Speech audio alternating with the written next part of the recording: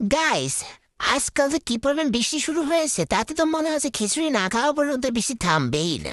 এমনিতেই আমার খিচুড়ি অনেক বেশি পছন্দ, তারপরে তো এরকম একটা বৃষ্টিময় মুহূর্ত হয়, তাহলে তো তার কোনো তুলনাই হয় না। তাই আজকে কোনো রকম চিন্তা না করে মিনি কিচেনে খিচুড়ি রান্না করার জন্য চলে আসলাম। খিচুড়ির ভিতরে আলু আমার অনেক বেশি পছন্দ, তাই আমি এখানে 4 কেজি পরিমাণ আলু নিয়ে নিয়েছি। এগুলো আমি খিচুড়ির ভিতরে দেবো, তাই আমি এগুলোকে খুব ভালোভাবে ছুলে নিচ্ছি। ছুলে নিয়ে আসে এখন আমি এগুলোকে ছোট ছোট করে গোল গোল করে কেটে নিচ্ছি। গাইস দেখেন, আলুগুলো কত সুন্দর কেটে নেওয়া শেষ। এগুলোকে আমি একটু পয়সা বানিয়ে দিয়ে ধুয়ে নেব।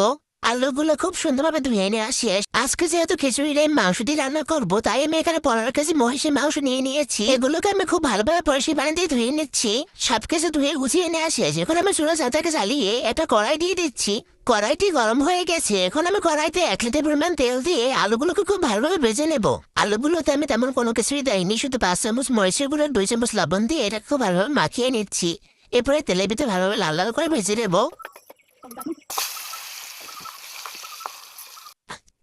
গাইস দেখেন, আলুগুলো কত সুন্দর লাল লাল হয়ে গেছে। এখন আমি এগুলোকে উঠিয়ে নিচ্ছি।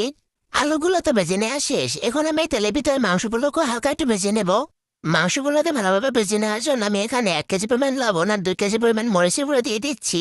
এখন আমি এগুলোকে খুব ভালোভাবে এপিট এপিট করে লাল লাল করে ভেজে নিচ্ছি। মাংসগুলো অনেকটা ভেজে নেওয়া শেষ। আর দেখেন কি পরিমাণ পানি বের হয়েছে। এখন আমি এর ভিতরে এক এক সব মশলাগুলো দিয়ে দেবো। আমি এখানে 3 কেজি পরিমাণ পেঁয়াজ, 2 কেজি পরিমাণ রসুন, 2 কেজি পরিমাণ জিরা আর 1 কেজি পরিমাণ আদা দিয়ে দিচ্ছি। এবার আমি এগুলো খুব ভালোভাবে মিশিয়ে নেব। এখন আমি এর ভিতরে আরো দিয়ে দিচ্ছি 5 কেজি পরিমাণ মরিচের গুঁড়া, 3 কেজি পরিমাণ হলুদের গুঁড়া আর 2 কেজি পরিমাণ লবণ। আমি এখানে একটু সবকিছু বেশি বেশি দিয়ে দিচ্ছি, তাহলে চাল আর ডালের ভিতরে আলাদা করে কোনো কিছু দিতে না হয়।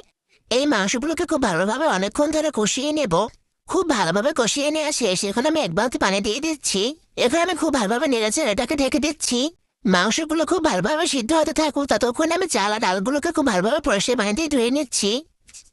চালগুলো খুব সুন্দরভাবে ধুয়ে নেওয়া শেষ। এখন আমি খুব ভালোভাবে পানিগুলোকে ঝরিয়ে নেব, যেন কোনো রকম পানি না থাকে। পানি থাকলে এটা খুব ভালোভাবে ভাজা ভাজা হবে না, তাই আমি পানিটাকে খুব ভালোভাবে ঝরিয়ে নিচ্ছি।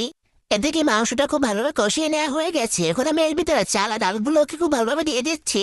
এই মাংসের ভিতরে চাল আর ডালগুলো দিয়ে খুব ভালোভাবে অনেকক্ষণ ধরে কষিয়ে নিতে হবে, যেন কোনো রকম পানি না থাকে। যেহেতু আমি এখানে 5 কেজি পরিমাণ চাল আর 2 কেজি পরিমাণ ডাল নিয়েছি, তাই আমি চাল আর ডাল ডবল পানি এখানে 14 লিটার পানি দিয়ে দিচ্ছি।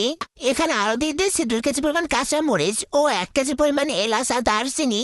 সবকিছু দিয়ে নেওয়া শেষ। এখন এগুলোকে আমি ভালোভাবে নেড়েছি ঢাকনাটাকে দিয়ে দিচ্ছি। গাইস দেখেন, খিচুড়ি প্রায় হয়ে গেছে। এখন আমি আলুগুলোকে দিয়ে খুব ভালোভাবে ঢেকে রাখছি। গাইস দেখেন, খিচুড়ি রান্না করা শেষ। এখন আমি একটা প্লেটে বেড়ে দেখিয়ে দিচ্ছি কত সুন্দর ঝরঝরা হয়েছে।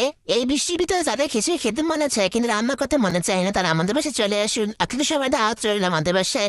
আজকের ভিডিও এ পর্যন্ত। পরবর্তী ভিডিওর জন্য সবাই অপেক্ষা করেন। সবাই ভালো থাকবেন, বাই।